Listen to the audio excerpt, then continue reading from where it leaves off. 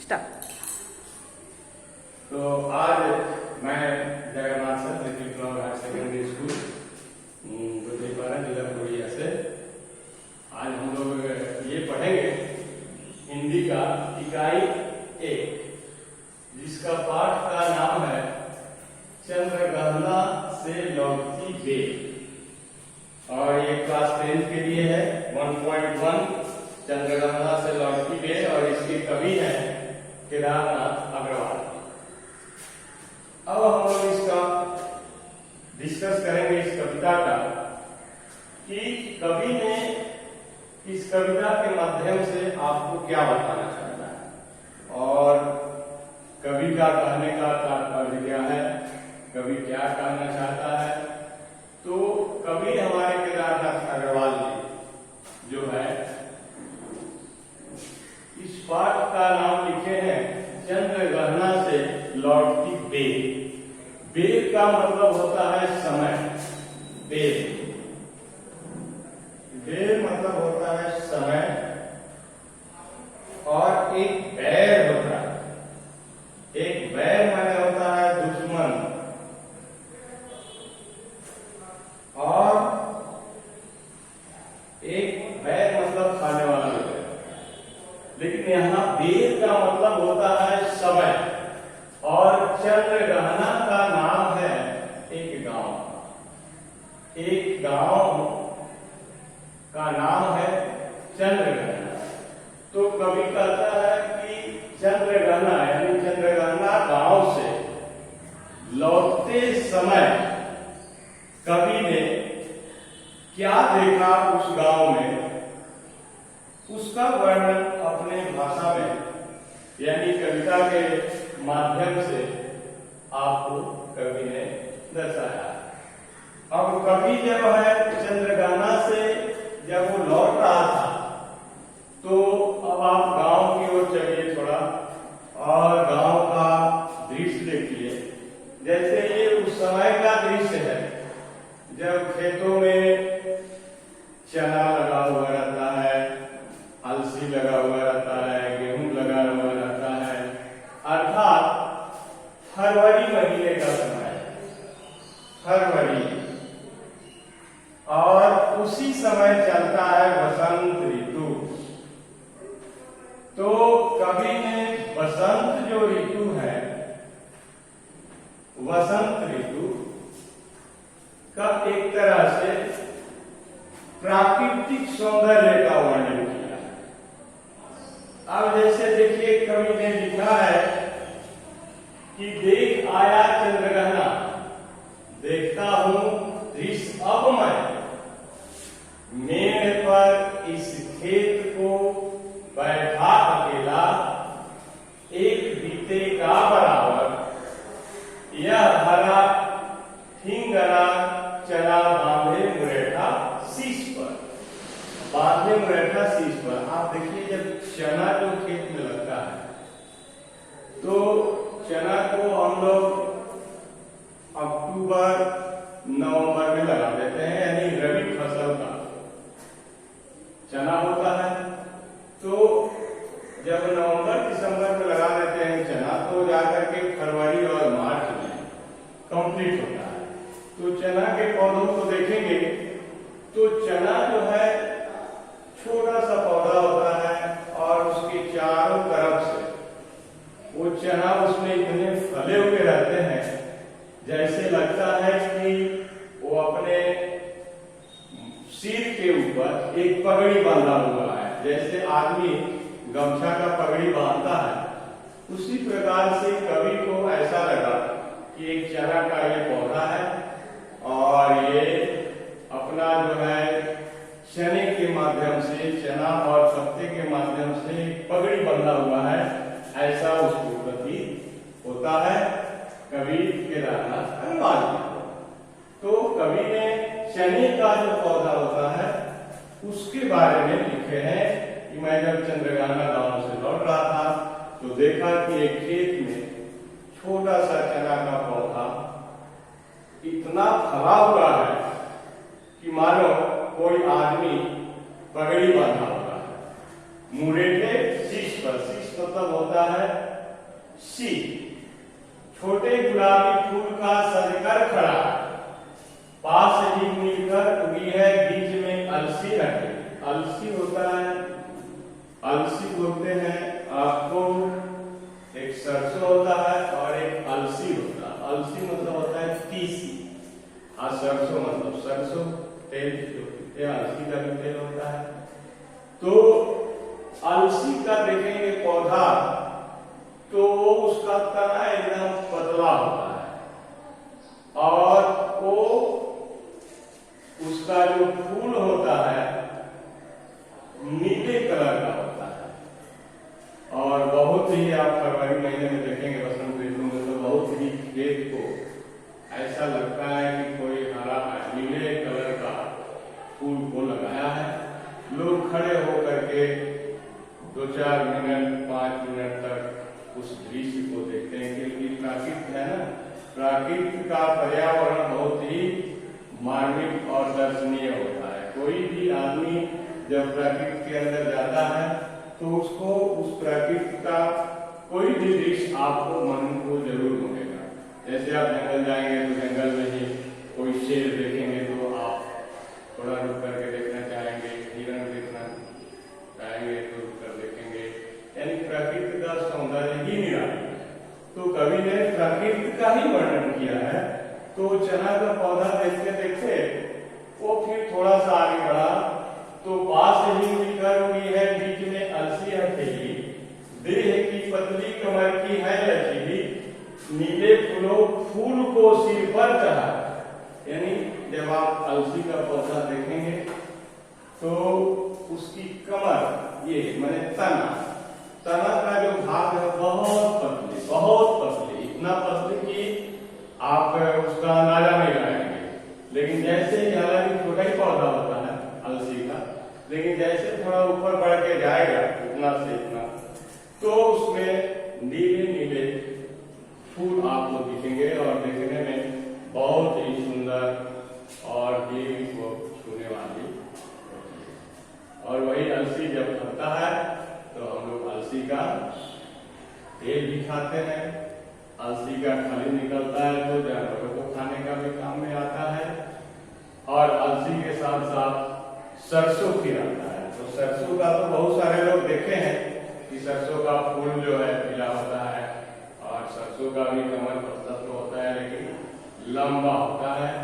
लेकिन अलसी का पौधा जो है एकदम छोटा और बहुत पतली तना अलसी का होता है। तो कभी हमारे चंद्रगाना से लौटते समय ये गांव के दृश्य को देखता है और देखने के बाद उसके मन में ये सारी चीज जिज्ञासा उत्पन्न होती है कि गांव का दृश्य कितना सुंदर है, कितना पर्यावरण शुद्ध है और खेतों में कैसे चने लगे हैं, कैसे अलसी लगी है, कैसे आपका सरसों है। तो ये हम लोग का एक जो पैराग्राफ है, इसके बाद वाली पंक्तियों में जब हम चलेंगे तो कवि ने सरसों का वर्णन किया।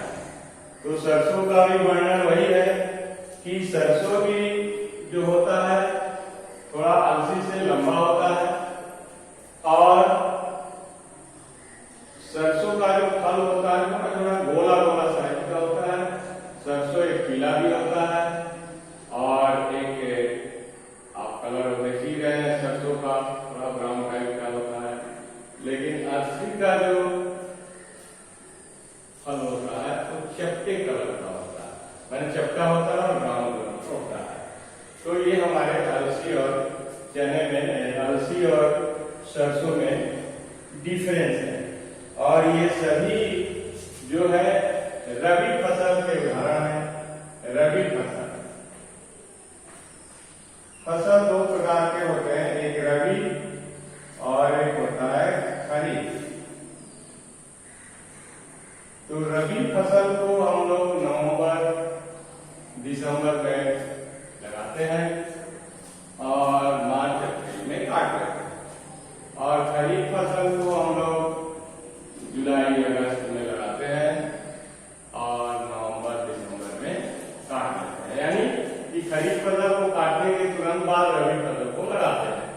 तो कवि का जो ये भ्रमण था ये रबी फसल के समय का था, अर्थात क्या कहना चाहिए कि बसंत ऋतु का समय था। और उसी समय हमारे कवि केदारनाथ अग्रवाल जी ने चंद्र ग्रहण यानी चंद्र ग्रहण गांव का भ्रमण किए हैं। अब ये तो हम लोग पढ़ लिए 2 पैराग्राफ का इसका अर्थ, अब तो पढ़ लिए, लेकिन अब आपको जो परीक्षा में आता है वो चीज को बहुत आपको ध्यान देना पड़ेगा।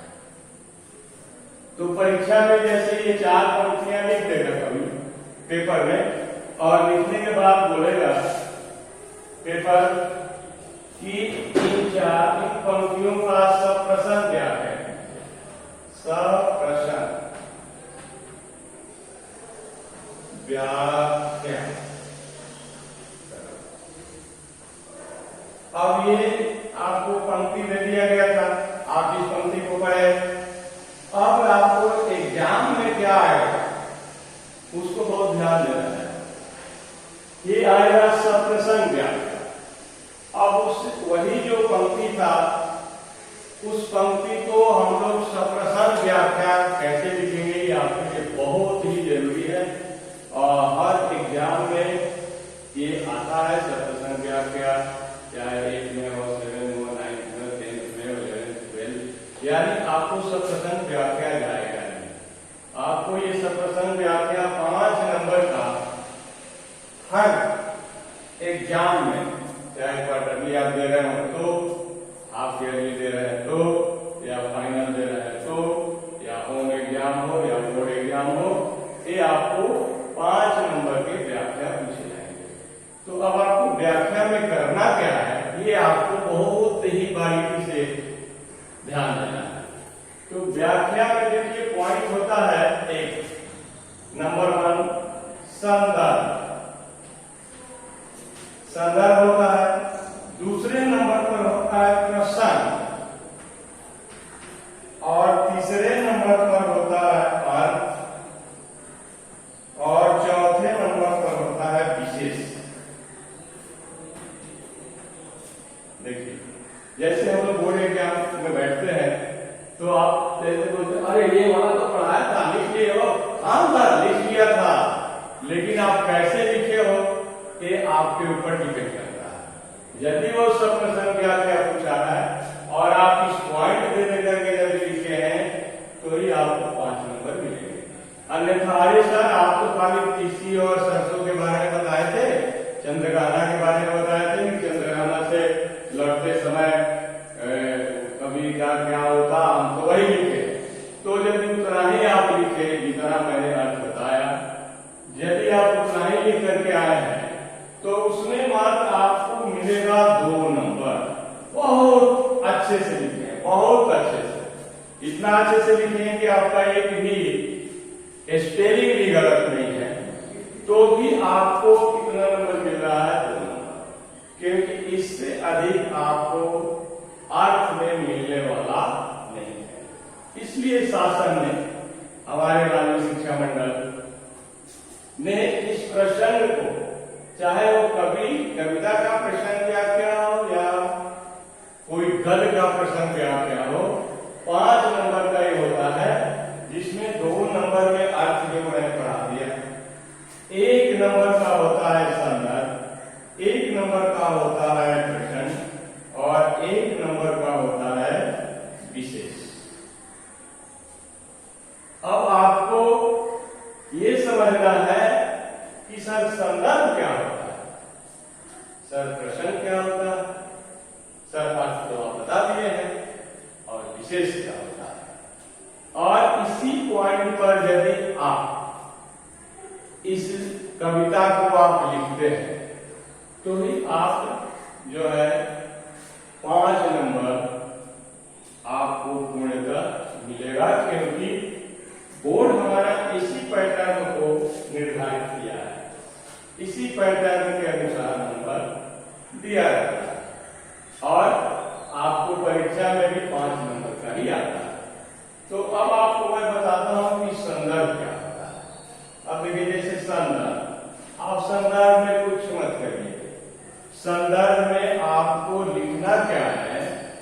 पहले आप लिख दीजिए पाठ का नाम, याद रखिए पाठ का नाम। आप दूसरे नंबर पर लिख दीजिए कवि का नाम, कवि का नाम। देखिए अब आपने जो 4 पंक्ति मैंने 8 पंक्ति पढ़ाया, उसके पाठ का नाम चंद्रगहना से लौटती बहन, और उसके कवि का नाम है केदारनाथ अग्रवाल। यदि आप दोनों लिख दिए तो आपको 1 नंबर ही मिलेगा, आपको 5 नंबर मिलने वाला नहीं है। तो अब इसको पाठ का नाम और कवि का नाम ये आपको याद रखना पड़ेगा। इसलिए अर्थ में मान लीजिए कि थोड़ा बहुत आप लापरवाही भी करते हैं तो आपका 2 नंबर का चेक होगा अर्थ को, लेकिन इसमें ये दोनों का नाम आप इधर उधर लिख दिए, गलत लिख दिए तो आपका जैसे पाठ का नाम लिख दिए तो आधा नंबर मिला, और कवि का नाम आप गलत लिख दिए तो आधा नंबर कर दिया, यानी 1 ही नंबर का मामला बनना है। इसलिए आप कविता को पढ़ते समय पाठ का नाम और कवि का नाम मैं बार बार निर्देश देता कि ये दोनों आपको याद रखना बहुत ही मस्त और जरूरी है। अब ये पाठ का नाम थोड़ा सा मान लीजिए कि आप को मैं लिखवा देता हूं कि इसको लिखने को थोड़ा सा सजा कर लिख देंगे, थोड़ा अच्छा लैंग्वेज में लिख देंगे तो आपका 1 नंबर कहीं से भी नहीं गया है। अब उसमें आप जैसे बोलते हैं अरे सर मैंने भी तो पाठ का नाम कवि का नाम लिखा था लेकिन हम तो टॉप 10 में नहीं आए, लेकिन वो तो टॉप 10 में आ गए तो मेरा ही देख के लिखा था। लेकिन अब आप शायद ऐसे लिख दिए पाठ का नाम चंद्रगहना से लौटती है और कवि का नाम लिख दिए केदारनाथ अग्रवाल, ठीक है, लेकिन वही जो टॉप 10 वाले हैं अब वो कैसे लिखते हैं, इसको देखिए कैसे सजा देते हैं। लिखते हैं कि प्रस्तुत पंक्तियां हमारी पाठ्य पुस्तक हिंदी के चंद्रगहना से लौटती बेल नामक पाठ से ली गई है और इसके कवि केदारनाथ अग्रवाल है। ये आपका लिखने का स्टाइल है। इस अंदाज में आपको लिखना पड़ता है और जब इसी स्टाइल में आप लिखेंगे तभी आपको थोड़ा और प्लस होकर के मार्क्स मिलेगा। कहां पर वो प्लस दिखेगा, जैसे अर्थ में आपने थोड़ा बहुत इधर उधर लिख दिया है तो आपको मेकअप कर देगा, आपको समझ में नहीं आएगा। लेकिन आपको लिखना ऐसी है कि प्रस्तुत पंक्तियां हमारी पाठ्य पुस्तक हिंदी के चंद्रगहना से लौटती बेल नामक पाठ से लिया गया है और इसके कवि केदारनाथ अग्रवाल। तो आपको 1 नंबर पास। अब आइए प्रश्न। तो प्रश्न जो होता है प्रश्न मतलब होता है, आप ऐसे भी देखिए किसी चीज का प्रश्न होते रहता है, बातचीत करते रहते हैं, अरे आज तो ना सीताहरण का प्रश्न है, नहीं आज सीताहरण हो गया है, आज जो है ना रावण वध का प्रश्न है। तो प्रश्न का मतलब उस दृश्य का वार्तालाप, यानी कवि ने क्या चीज के बारे में वार्तालाप किया है कविता में, उस चीज को एक लाइन में पकड़ के लिख देना है।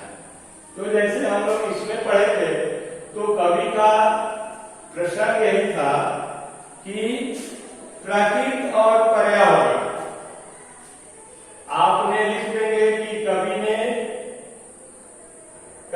चने और अलसी का प्राकृतिक सौंदर्य का वर्णन किया है, बस यही लिखना है। हमने उस पंक्ति में पढ़ा चना और अलसी। तो अब देखिए यही 2 चीज का हम लोग उस पैराग्राफ में लिख दिए थे, चने और अलसी। चना कैसा होता है, चना कब होता है, चना कैसा लगता है, चने का आकार कैसा है, अलसी का आकार कैसा, अलसी का फूल कैसा, इसी के बारे में हम लोग प्रश्न यानी वार्तालाप किए थे, पढ़े थे। तो आपको प्रसंग में यही चीज को ढूंढना है उस पंक्ति में कि कवि जो है ये 8 पंक्ति में किसके प्रसंग को बताया है। और जैसे आप कविता पढ़ेंगे ना तो आपको तुरंत मिल जाएगा कि कवि ने इसके बारे में बताया है। तो आप उसको प्रसंग में एक लाइन में लिख दीजिए कि कवि ने चना और अलसी का प्राकृतिक सौंदर्य का वर्णन किया है। बस इतना ही लिखना है, क्योंकि वो हम लोग पंक्ति पढ़े उसमें चना और अलसी का ही लिख दिया। और मान लीजिए उसी पाठ का दूसरा पैराग्राफ आ गया जिसमें मान लीजिए सरसों का वर्णन हो तो आपको सरसों वाला लिखना पड़ेगा। मान लीजिए आगे बढ़ गए तो सरसों को पढ़ते पढ़ते वो पोखर तालाब का वर्णन किए हैं तो पोखर तालाब वाला प्रसंग डालिए। मान लीजिए कवि ने तालाबों में मछली का वर्णन किया है तो उसका लिख दीजिए। यानी आपको कुल मिलाकर के ये देखना है प्रसंग में कि उस 8 पंक्ति में कवि ने किसका वर्णन किया है, किसका प्रसंग लिया है, उसी प्रसंग को प्रसंग में लिख देना है एक लाइन में। और लिखने का स्टाइल यानी थोड़ा सा आपका अपना दिमाग लगाना पड़ेगा, उसमें लिखना पड़ेगा कि कवि ने चना और अलसी के प्राकृतिक सौंदर्य का वर्णन किया। तब जाकर के आपको 1 नंबर मिलेंगे। ये होता है प्रसंग। प्रसंग के लिए आप निश्चित हो गए, आपके 8 लाइन पंक्ति के अंदर है।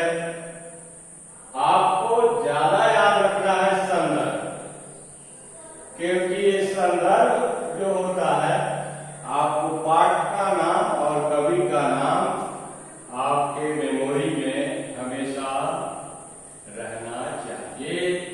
नहीं तो आपने संदर्भ गलत लिख दिया तो आप प्रसंग को भी सही नहीं लिख पाएंगे और अर्थ को भी सही नहीं लिख पाएंगे। जब एग्जामिनर होगा जो कॉपी का मूल्यांकन करेगा वो समझ जाएगा कि स्टूडेंट ने न पाठ का नाम जानता है न कवि का नाम जानता है, तो अर्थ कहां से लिख पाएगा। इसलिए संदर्भ को बहुत ही आप अपने दिमाग में याद करके रखिए, तभी आपका काम आगे होगा। इसके बाद होता है अर्थ, जो मैंने पढ़ा दिया। ये 2 नंबर में आपका चेक होगा। अर्थ इसलिए आसान है लिखना कि अर्थ में वो जहां 8 पंक्तियों में लिखा हुआ है उसी को पढ़ पढ़ के आप अपनी भाषा में लिखना। तो अर्थ जैसे मान लीजिए उस पाठ को हम लोग इसे चंद्र का से लौटती बार पढ़ लिए तो कहीं का भी 8 पंक्ति यदि दे देता है तो आपको अर्थ लिखने में दिक्कतें नहीं आएगी, क्योंकि उस पाठ को आप पढ़े और उस पाठ में आप पढ़े थे तो यही सब जिक्र था। अलसी का जिक्र था, चना का जिक्र था, सरसों का जिक्र था, पोखर तालाब का जिक्र था, है यही सारी चीज हरी घासे का जिक्र था। तो आप तुरंत उसे मिला जुला करके आप इसके अर्थ को लिख देंगे। तो 2 नंबर में इधर उधर पढ़ के भी यदि लिखते हैं, पेपर कोई पढ़ के लिखते हैं तो भी आपको 1 से 1.5 नंबर मिल जाएगा। इसमें आपको आधा नंबर ही कटने की संभावना है। तब जब आप अच्छे से तैयारी नहीं किए हैं तब, क्योंकि अर्थ जो है उसी पेपर में दिया है। कविता पढ़े तो कुछ अर्थ आपको मालूम होगा तो आप लिख लेंगे। आपको याद रखना है संदर्भ और अर्थ में पूरे पाठ का सारांश आपके दिमाग में होना चाहिए, तो अर्थ भी लिखेंगे। इसके बाद आता है विशेष। इसमें विशेष क्या है, कवि ने क्या विशेष लिखा है इसी 8 पंक्तियों का। और विशेष अलग से नहीं लिखना है, इसी 8 पंक्तियों को निचोड़ आपको देखना पड़ेगा कि कवि जो है वो लिखा क्या है, क्या कहना चाह रहा है। तो आप लिखेंगे कि इस पंक्ति की भाषा मधुर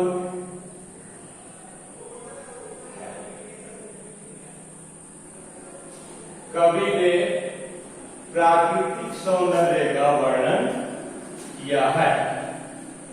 इस कविता में छायावाद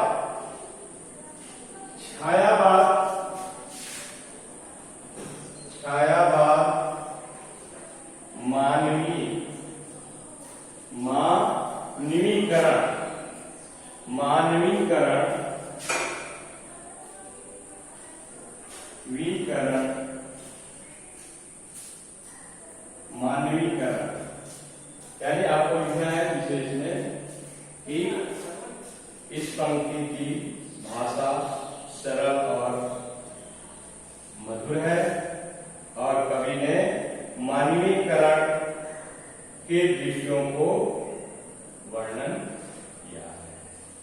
तो ये कविता के बाद आता है, आपने जान गया, संदर्भ, प्रसंग, अर्थ और विशेष। और यदि आपको पढ़ते समय ये चारों पॉइंट पर कहीं भी आपको कोई भी दिक्कत होती है कि सर हमने तो संदर्भ तो समझ गया, बता दिए, प्रसंग नहीं समझ में आ रहा है, विशेष नहीं आ रहा है या अर्थी समझ में नहीं आता है, तो आप पुनः एक बार आप मेरे नंबर से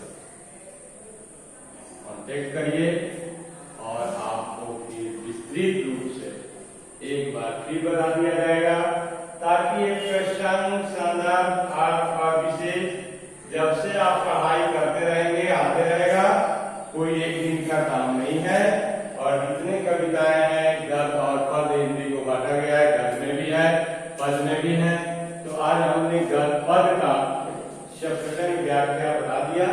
इसमें कहीं त्रुटियां हो, यदि आपको कहीं पूछने का मन करता हो तो आप पुनः रिकॉल करिए और पूछिए, और घर में रहिए, मास्क पहने रहिए, थोड़ा लोगों से दूरी बना करके रहिए।